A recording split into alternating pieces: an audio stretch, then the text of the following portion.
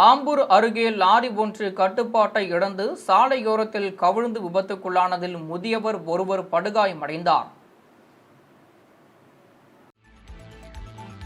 வேலூர் மாவட்டம் காட்பாடியை அடுத்த சேவூர் பகுதியில் உள்ள தமிழ்நாடு நுகர்பொருள் வாணிப கிடங்கில் இருந்து 30 டன் ரேஷன் அரிசி மூட்டைகளை ஏற்றிக்கொண்டு லாரி ஒன்று திருப்பத்தூர் மாவட்டம் வாணியம்பாடியில் உள்ள தமிழ்நாடு நுகர்பொருள் வாணிப கிடங்கிற்கு சென்று கொண்டிருந்தது.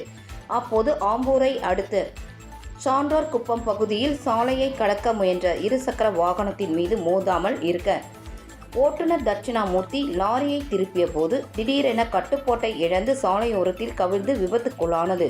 இதில் லாரியில் இருந்த ரேஷன் அரிசி மூட்டைகள் சாலையோரம் கடைகள் மீது சரிந்து விழுந்ததில் ஜமீல் என்பவர் படுகாயமடைந்தார்.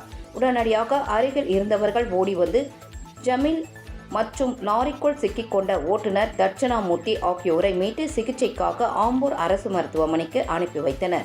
தகவல் அறிந்ததும் விரைந்து வந்த காவல்துறையினர் மற்றும் நெடுஞ்சாலைத்துறையினர் சாலையில் கவிழ்ந்து கிடந்த லாரியை கிரேன் இயந்திரத்தின் உதவியுடன் மீட்டு போக்குவரத்தை சீரமைத்தனர்.